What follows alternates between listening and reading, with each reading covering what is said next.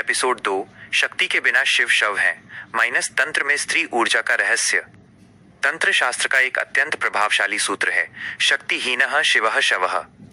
इसका सीधा और गहरा अर्थ है कि शक्ति के बिना शिव एक मृत शरीर यानी शव के समान है। यह पंक्ति केवल एक कहावत नहीं बल्कि ब्रह्मांड के उस परम सत्य को उजागर करती है जिसे समाज ने लंबे समय तक नजरअंदाज किया। शिव को हम प्रकाश या चेतना मानते हैं जो शांत है, स्थिर है, लेकिन उस चेतना में गति, स्पंदन और सृजन करने की क्षमता केवल शक्ति से आती है। यदि शिव आकाश है तो शक्ति उस आकाश में बहने वाली प्राणवायु है। तंत्र हमें समझाता है कि विचार और क्रिया का मिलन ही जीवन है। बिना शक्ति के शिव की चेतना निष्क्रिय है और बिना शिव के शक्ति दिशाहीन ऊर्जा है। समाज के लिए इसमें एक बहुत बड़ा संदेश छिपा है। तंत्र वह मार्ग है जिसने हजारों साल पहले यह घोषित कर दिया था कि स्त्री ऊर्जा के बिना न तो ये संसार चल सकता है और न ही कोई साधना पूर्ण हो सकती है।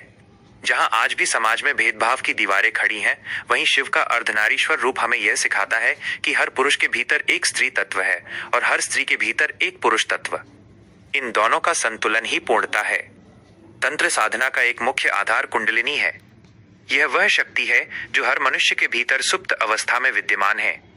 साधना का अर्थ है उस सोई हुई ऊर्जा को जगाकर उसे शिव यानी परम चेतना से मिला देना।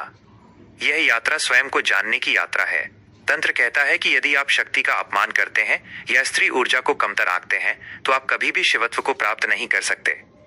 अगली बार जब आप महादेव का नाम लें तो याद रखिएगा कि उनकी शक्ति ही उन्हें महादेव बनाती है। बिना ऊर्जा के ज्ञान अधूरा है और बिना ज्ञान के ऊर्जा विनाशकारी है। इन दोनों का मिलन ही तंत्र का असली सार है।